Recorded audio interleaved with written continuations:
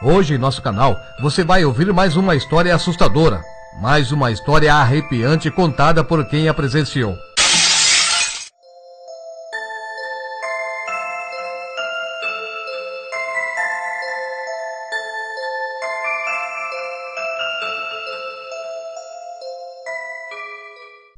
Existem filmes, relatos, livros, HQs que falam sobre o lobisomem, mas a maioria dos seus autores nem sequer imagina qual seria a sensação de ficar cara a cara com esse personagem, que muitas pessoas do passado e até mesmo dos nossos dias dizem ter visto ou terem tido algum contato, mesmo que indiretamente, com esse tão assustador lobisomem. Hoje nós vamos conhecer a história contada por Dona Teresa. Em meados dos anos de 1950, em Jacarezinho, cidade do estado do Paraná, a menina Teresa, suas irmãs, irmãos e seus pais viviam ali. Vida simples, mas felizes e agradecidos pelo que tinham. Era muito comum nas conversas entre amigos adultos ou crianças um relato no qual diziam que nas noites de lua cheia, em algum lugar, o lobisomem apareceria. E as crianças cresciam ouvindo que numa casa onde um casal tivesse 7 filhas, a última, a 7ª, seria uma bruxa. Mas numa casa onde nascesse 7 meninos, o 7º seria o que se transformaria num lobisomem. E o único acesso a outras informações que tinham era através do rádio de pilha ou através de algum viajante que passava por ali. O local onde eles viviam era de pouca vizinhança. E nos sítios e fazendas eram encontrados sempre várias famílias. Genros e noras que moravam com seus sogros e sogras, tios e tias que vinham de outras regiões e se instalavam ali, pois havia, naquele lugar, muito espaço para se construir uma casinha. E não era bom nem seguro somente uma família viver afastada do povoado. Durante o dia, Teresa ajudava sua mãe na preparação do almoço, e muitas vezes ela andava quilômetros a pé, só para levar a marmita com comida até seu pai, que estava no trabalho. Isso quando ele, o pai, não voltava para almoçar na casa. A renda das famílias que habitavam naquele local era basicamente tirada do trabalho nas fazendas, ou das grandes plantações de frutas, verduras e legumes. E quase todos que viviam ali tinham seu sustento tirado da agricultura. Nos dias quentes, muitas crianças aproveitavam para nadar nos riachos, no qual suas mães levavam suas roupas para lavar. Muitos até levavam suas varas de pescar e aproveitavam para trazer algum peixe pegos naquelas águas que banhavam o local. E quão grande era a alegria das crianças quando conseguiam pegar um peixe. Saíam logo correndo segurando a vara de pescar, com o peixe pendurado no anzol, e iam mostrar para suas mães que estavam lá junto das pedras que elas usavam para bater as roupas molhadas. Naquelas idas e voltas até o rio, as mães pediam para que seus filhos não se afastassem muito do lugar onde elas estavam. E também aproveitavam para mostrar na areia da margem do rio as pegadas deixadas por um ser aparentemente humano, mas que as marcas dos dedos deixadas na areia parecia a de um animal. Não era difícil supor que se tratava do lobisomem, principalmente quando a noite anterior foi de lua cheia.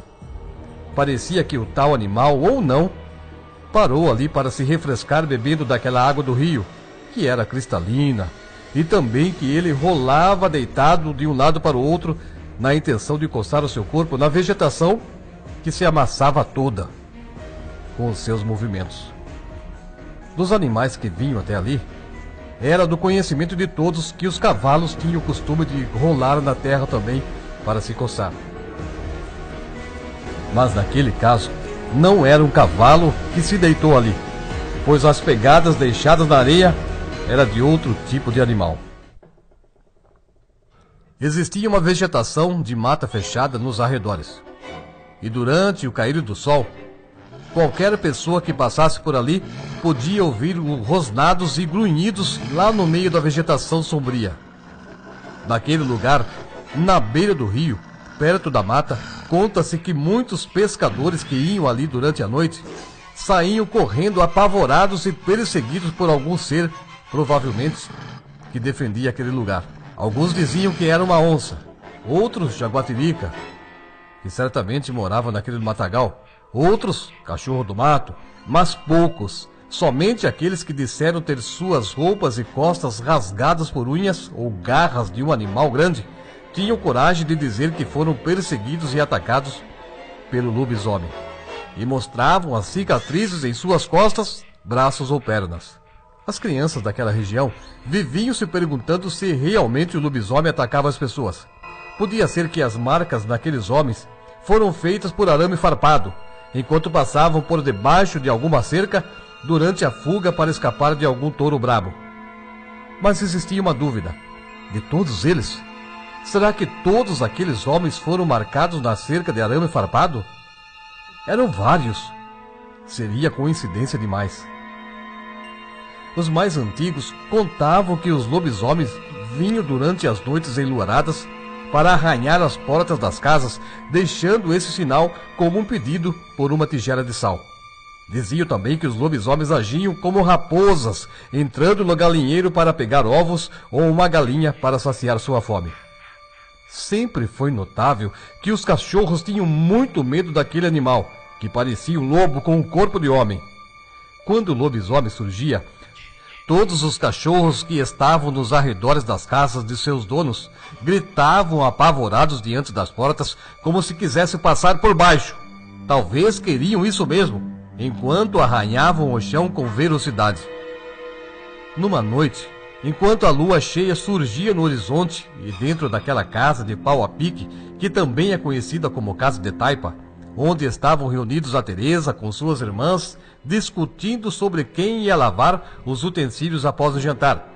Aconteceu que naquele instante, o pai chegou chutando a porta, pois estava bêbado, e entrou gritando, querendo bater nas meninas. Elas saíram correndo em direção ao quarto onde dormiam. Fecharam a porta com a tramela, enquanto a mãe delas tentava acalmar seu marido lá na cozinha. No quarto, as meninas estavam trêmulas, com suas cabeças enfiadas embaixo da coberta, enquanto escutavam os gritos do pai embriagado. Cada minuto parecia uma hora. Mais tarde, após o homem ter se acalmado e ir para seu quarto para dormir, a casa ficou no silêncio da noite. Ouvia-se os grilos e o canto de alguma coruja saindo em busca de algum alimento.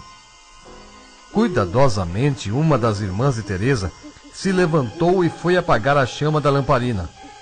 O quarto delas ficou em trevas. Pouco depois, enquanto seus olhos iam se acostumando com a escuridão, podiam ver os raios do luar entrando pela fresta da janela e também pelo telhado. Havia buracos na parede, pela falta do barro desgastado pela chuva que precisava ser fechado novamente. Através de um dos buracos, o maior na parede, as meninas podiam ver, mesmo que de maneira fosca, as folhas das árvores balançando lentamente com a suave brisa da noite. Num determinado momento, enquanto Teresa olhava através de um dos buracos, em questão de segundos, ela viu uma sombra passando diante daquela abertura. E sussurradamente, com medo de acordar seu pai, relatou às suas irmãs o que viu. Enquanto saía do quarto para chamar a mãe, que ainda estava na cozinha limpando as sobras do jantar. A mulher sentiu seus cabelos arrepiando quando se lembrou que era noite de lua, e lua cheia. Mãe e filha ficaram em silêncio naquela cozinha. Teresa se agarrou na cintura da mãe, que começara a rezar. As outras meninas lentamente saíram do quarto e se aproximaram das outras duas na cozinha. Os cachorros do tio da Teresa, que moravam numa casa a uns 20 metros dali, começaram a latir. E aqueles latidos pareciam ser um sinal de alerta, pois pouco a pouco outros cachorros mais distantes também surgiam com seus latidos e uivados em tom de desespero. Naquela casa tinha 2 cachorros, e eles dormiam no fundo da casa, sob a cobertura de um galinheiro.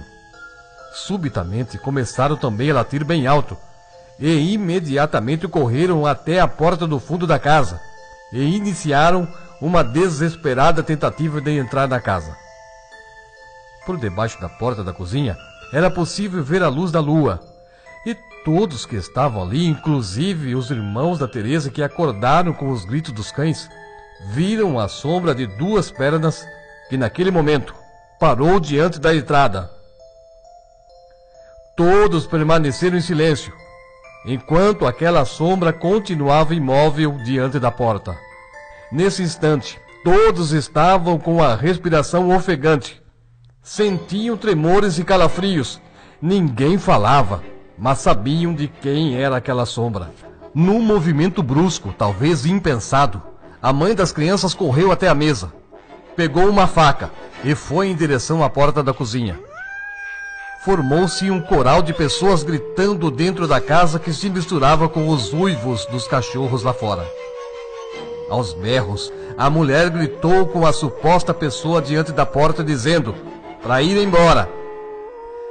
Ela falava que sabia o que ele queria, e se era o sal que ele buscava, então que voltasse durante o dia para pegar o que procurava. As crianças chamavam pelo pai. Todas estavam chorando e gritando enquanto reclamavam que o pai só servia para bater nelas. Mas quando se precisava enfrentar o lobisomem, ele dormia. Mas naquela noite, nem mesmo um terremoto despertaria aquele homem embriagado. Nisso, o tio das crianças, que ouviu os gritos, saiu no alpendre da sua casa, e lá onde ele estava, ele viu aquele vulto enorme, vulto que parecia o de um homem encurvado. Aquele vulto não tinha a aparência do bem, pois até os cães daquele lugar estavam sentindo muito medo. O tio ainda tentou, sem sucesso, atiçar os seus cachorros contra aquele ser horrível, mas os cães estavam mais preocupados em salvar a própria pele. Na casa de Teresa, a sua mãe, num impulso de bravura ou talvez loucura, enquanto empunhava a faca com uma das mãos, com a outra ela abriu a porta e se deparou com a figura de um homem com o corpo coberto de pelos, como se fosse um cachorro bem grande, se equilibrando em suas patas traseiras. Sorte que com os gritos do outro homem, o tio de Teresa, que chamou a atenção do animal, e ele fugiu dali em direção à mata. Durante o dia seguinte, 3 homens pediram sal naquela casa. Seria o lobisomem um deles? A dúvida aumentou quando no mesmo dia, uma mulher também veio até aquela casa com o propósito de emprestar um pouco de sal. Quando aqueles homens e também a mulher foram questionados se haviam percebido alguma movimentação estranha naquela região durante a noite anterior, todos eles responderam que nada viram de anormal perto de suas casas.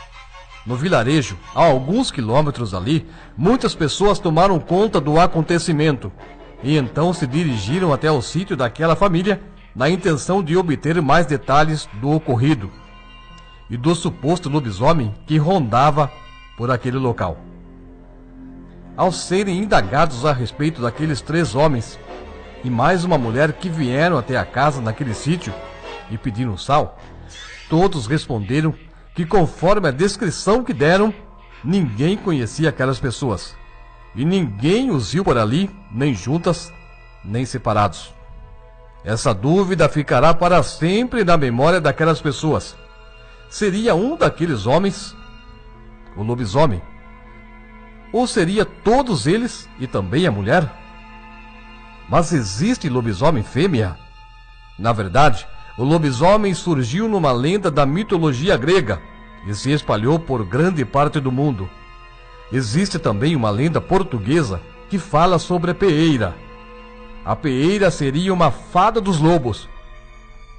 Ela é uma jovem com poderes que controla a alcateia para protegê-los. A peeira é a companheira dos lobos, uma versão do lobisomem fêmea.